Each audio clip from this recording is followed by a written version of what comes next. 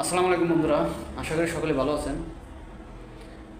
আজকে আমি আলট্রা নিয়ে কিছু কথা বলবো।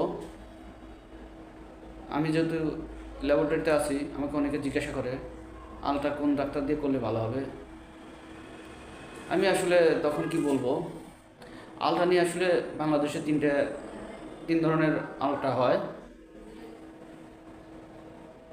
এই আলট্রা নিয়ে আমার ছাত্র জীবনে একটা ঘটনা ঘটেছিল।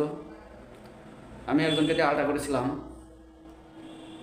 তিনি আমার আলট্রা রিপোর্ট দিয়েছিলেন যে small calculi of left kidney, অর্থাৎ আমার বাম সাইডে কিডনিতে ছোটো ছোটো পাথর আছে, এ ধরনের রিপোর্ট। আমি তো হতাশ হয়েছিলাম এবং ভয় পেয়েছিলাম তখন ছাত্র জীবনে।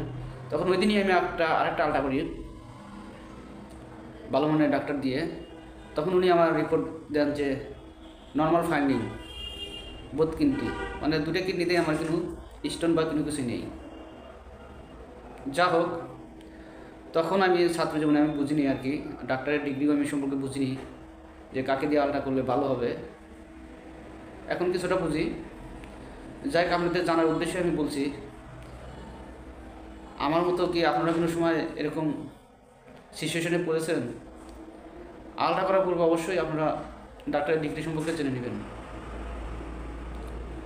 বাংলাদেশে আলট্রা করার সর্বনিম্ন ডিগ্রি হচ্ছে এমবিবিএস। পাশ হতে হবে, এমবিবিএসের সাথে সিএমইউ লেখা থাকবে, অর্থাৎ সার্টিফিকেট ইন মেডিকেল আলট্রাসাউন্ড। ওনাদের এমবিবিএসের পরে আলট্রার উপরে 3 থেকে 6 মাস কোর্স করে থাকেন। তারপরে হচ্ছে ডিএমইউ, অর্থাৎ ডিপ্লোমা ইন মেডিকেল আলট্রাসাউন্ড। এটি 1 বছর মেয়াদী কোর্স। এমবিবিএস পাশ করার পর 1 বছরের উপর আলট্রার কোর্স করে থাকেন। আর আলট্রার উপর সর্বোচ্চ ডিগ্রি হচ্ছে এমফিল, মাস্টার অফ ফিলোসফি বলা হয়। এটা 3 বছর মেয়াদী কোর্স। ওনারা আলট্রা প্লাস এক্সরে রিপোর্ট দেখা, সিটি স্ক্যানের রিপোর্ট করা, এমআরআই রিপোর্ট করা ইত্যাদি বিষয়ে গুরুত্বপূর্ণ ভূমিকা পালন করে। ওনারা হচ্ছে বাংলাদেশের সর্বোচ্চ ডিগ্রিধারী, যদি আলট্রার উপরেও ধরা হয়। এখন আপনি সিদ্ধান্ত নেবেন আপনি আলট্রা কাকে দিয়ে করবেন। সিএমইউ দিয়ে আলট্রা করবেন, না ডিএমইউ দিয়ে আলট্রা করবেন, না এমফিল রেডিওলজি অ্যান্ড ইমাজিন ওনার দিয়ে আলট্রা করবেন। কারণ সব জায়গায় দেখা যাচ্ছে সিএমইউ দিয়ে আলট্রা করলে যে রেট নেয়, ডিএমইউ দিয়ে আলট্রা করলে যে রেট নেয়, আবার এমফিল রেডিওলজি অ্যান্ড ইমাজিন দিয়ে আলট্রা করলে একই রেট নেয়।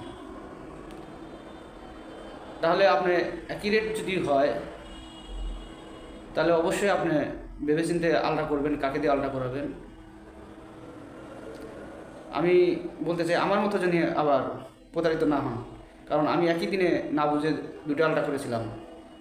প্রথমে এক ব্যক্তি আমাকে, ওনার ডাক্তার, ওনা আমাকে লিখেছিল যে লেফট কিডনিতে আমার ছোটো ছোটো স্টোন আছে। ওই দিনকে আমি আবার ভালো জায়গায় একটা আলট্রা করি, তখনই আমার আবার আলট্রায় নর্মাল রিপোর্ট আসে। হয়তো এই বিষয়টা আমার অনেক আগে ঘটেছিল, প্রায় 10 বছর আগে। আমার কাছে রিপোর্ট নাই, রিপোর্ট থাকলে আমি আপনাদের স্ক্রিনে দেখাতাম যে একই ব্যক্তির 2 রকমের রিপোর্ট। আশা করি আপনারা বুঝতে পারছেন। ভিডিও থেকে যদি কিছুটা উপকার হয়ে থাকে, ফেসবুক হলে অবশ্যই ফলো দেবেন এবং ইউটিউব হলে অবশ্যই সাবস্ক্রাইব করবেন। আজকের মতো শেষ করছি। আল্লাহ হাফেজ।